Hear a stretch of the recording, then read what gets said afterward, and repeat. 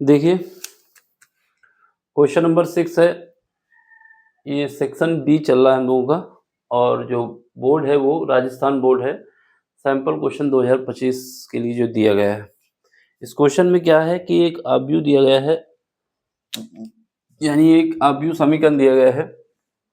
फिर इसके बाद आपसे पूछा जा रहा है कि एक्स और वाई की वैल्यू बतानी है।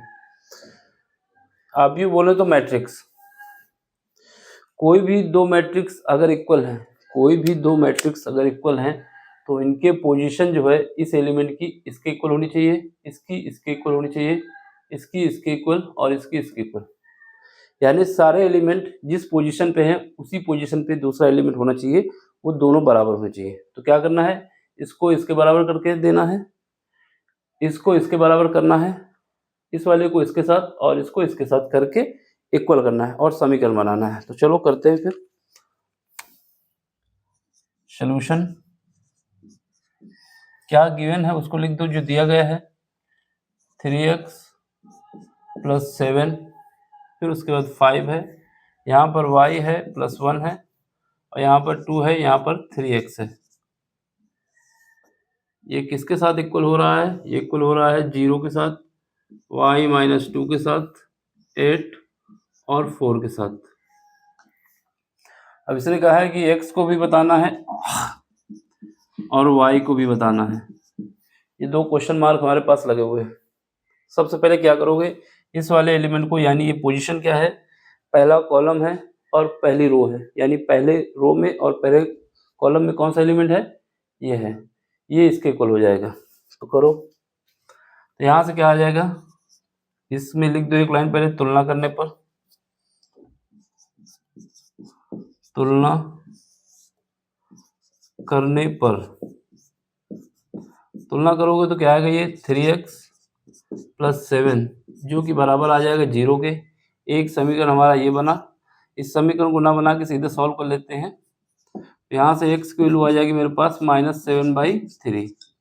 उसके बाद क्या है, इस वाले एलिमेंट को इसके साथ करो, तो यहाँ पर हमारे पास 5 = 5 जो कि इक्वल हो रहा है y - 2 के साथ। यहाँ पर इसको जब सॉल्व करेंगे तो y की वैल्यू आ जाएगी मेरे पास 7।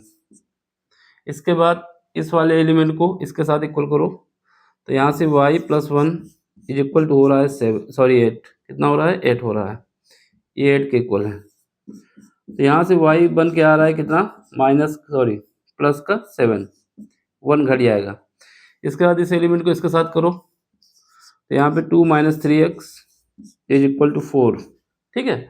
अब इसके साथ इसको कर रहे हैं, तो यहाँ पे क्या आएगा 3x, और इसके साथ इसको जब करेंगे ये वाला इधर आ जाएगा, तो यहाँ पर बचेगा -2, ये वाला इस तरफ जाएगा, ये इस तरफ जाएगा, तो ये माइनस हो जाएगा, 2 हट जाएंगे। तो यहाँ से x की वैल्यू आ जाएगी -2/3।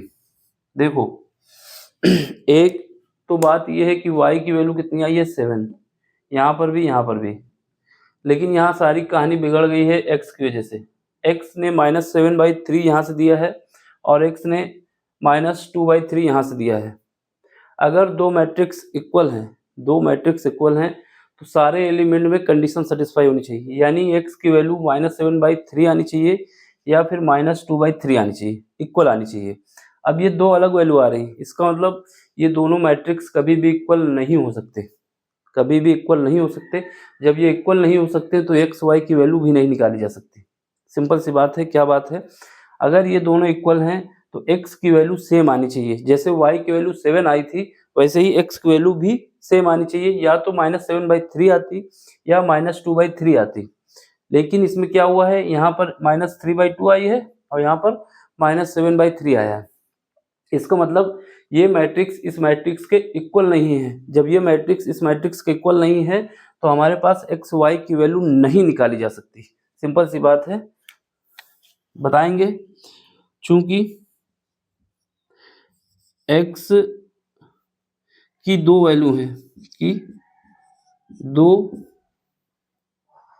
वैल्यू हैं, दो वैल्यू बोले तो क्या कहते हैं, दो सॉल्यूशन है, दो सॉल्यूशन है, सॉल्यूशन बोले तो दो हल हैं, दो हल हैं जो कि नहीं हो सकता, जो कि पॉसिबल नहीं है, जो कि नहीं हो सकता।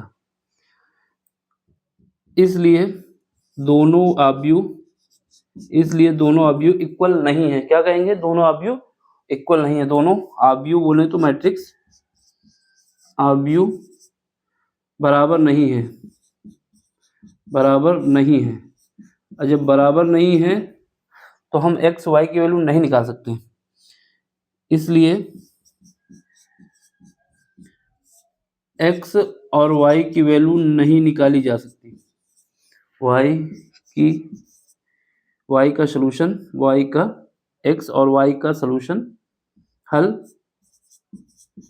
नहीं निकाला जा सकता, नहीं निकाला जा सकता है।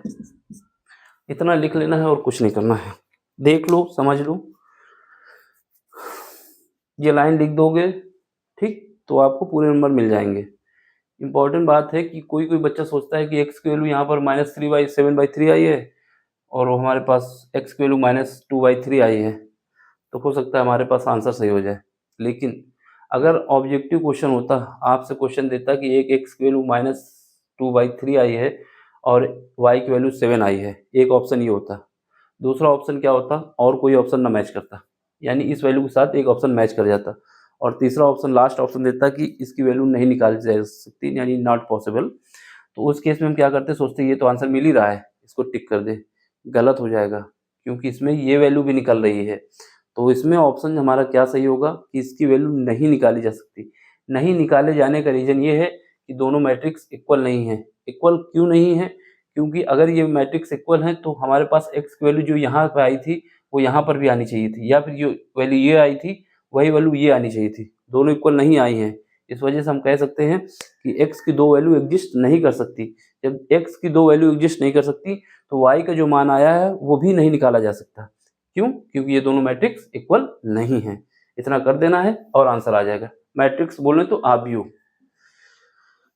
अब देखो, समझ में आया तो क्या करना है, लाइक करना है, शेयर करना है और सब्सक्राइब करना है। लाइक से आप हमको सपोर्ट देते हैं, शेयर से आप हमको आगे बढ़ने का मौका देते हैं, और सब्सक्राइब से आप हमसे कहते हैं कि आप जो काम कर रहे हैं ये अच्छा कर रहे हैं, इसको कंटिन्यू रखें। तो इससे हमें मोटिवेशन मिलता है। मोटिवेशन मिलने से क्या होता है, जो हम इस काम को कर रहे हैं इसको और दिल लगा के करेंगे, ठीक, और इसको अच्छी तरीके से आपको और बताएंगे। फिर भी आपको अगर समझ में आता है कि नहीं, कुछ नहीं समझ में आ रहा, तो आप हमें कमेंट्स करके पूछ सकते हैं। कैसा भी क्वेश्चन हो, कहीं का भी हो, आप हमसे पूछेंगे, उसका सॉल्यूशन जो होगा जितना जल्दी पॉसिबल होगा हम आपको देंगे, ठीक। अब आपको क्या करना है, लाइक शेयर सब्सक्राइब करना है। यही आपका सपोर्ट है मेरे प्रति, यही आपकी फीस है। तो अगले लेक्चर में मिलते हैं, जब तक के लिए धन्यवाद। Thank you for watching.